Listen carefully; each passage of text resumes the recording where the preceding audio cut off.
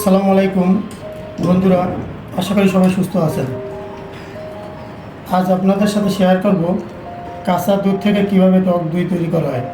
আপনারা জানেন টক দই আমাদের পেটের গার্ডের জন্য খুবই উপকারী।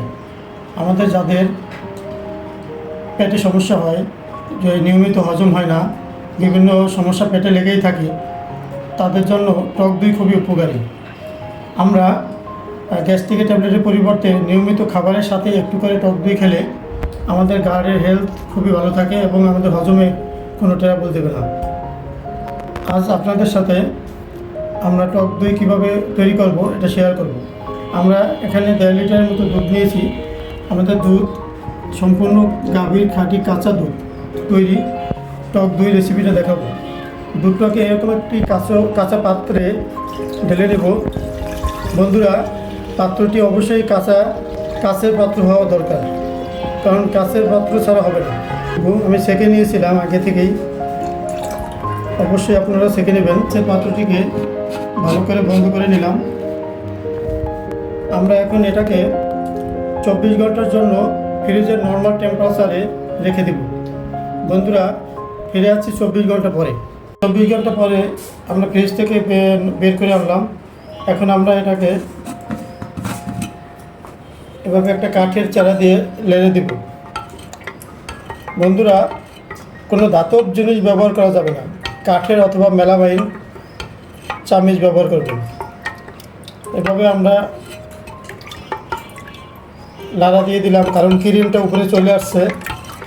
এখন ক্রিমটা মিক্স করে দিলাম। এখন আমরা এটাকে রুম টেম্পারেচারে 12 ঘন্টার জন্য রেখে দেবো। বন্ধুরা দেখেন, 12 ঘন্টা পরে আমরা আমাদের দইটা দেখি কীরকম হয়েছে। আমাদের দইটা, যেহেতু আমরা দুধটা জাল করছিলাম না, যার কারণে আমাদের দুধের ভিতরে পানি রয়ে গেছিলো। এখন দুধটা আলাদা হয়ে গেছে আর পানিটা আলাদা হয়ে গেছে, উপরে আমাদের টক দইটা জমে গেছে। আমরা এখন টক দইটাকে একটা ছাঁকনি দিয়ে ছেঁকে নিব পানিটাকে আলাদা করে। দেখেন কত সুন্দরভাবে আমাদের দইটা জমে গেছে। এভাবে আমাদের এটা খুবই স্বাস্থ্যসম্মত। এটার উপরে প্রচুর গার্ডের জন্য উপকারী ব্যাকটেরিয়া জন্ম নিছে, যেটা আমাদের পেটের গার্ডের জন্য, গার্ড হেলথের জন্য খুবই উপকারী। এখন আমরা দইটাকে ভালোভাবে পানিটা ছেঁকে নেব। এরপর আমরা অন্য একটা পাত্রে নেব। দেখেন কত সুন্দর আমাদের দইটা জমে গেছে। এভাবে দইটা আপনারা যে কোনো বাটিতে করে ফ্রিজে সংরক্ষণ করে দীর্ঘদিন খেতে পারেন, অথবা যে কোনো রান্না ইউজ করতে পারেন। আর এটা খুবই স্বাস্থ্যসম্মত। প্রতিদিন আপনারা খাবারের সাথে সাথে একটু করে দইটা খেতে পারেন।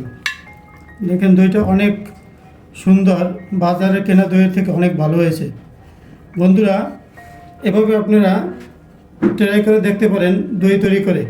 আর আমার ভিডিওটা যদি ভালো লাগে তাহলে আমার পেজে সাবস্ক্রাইব করে রাখবেন এবং লাইক দিয়ে রাখবেন।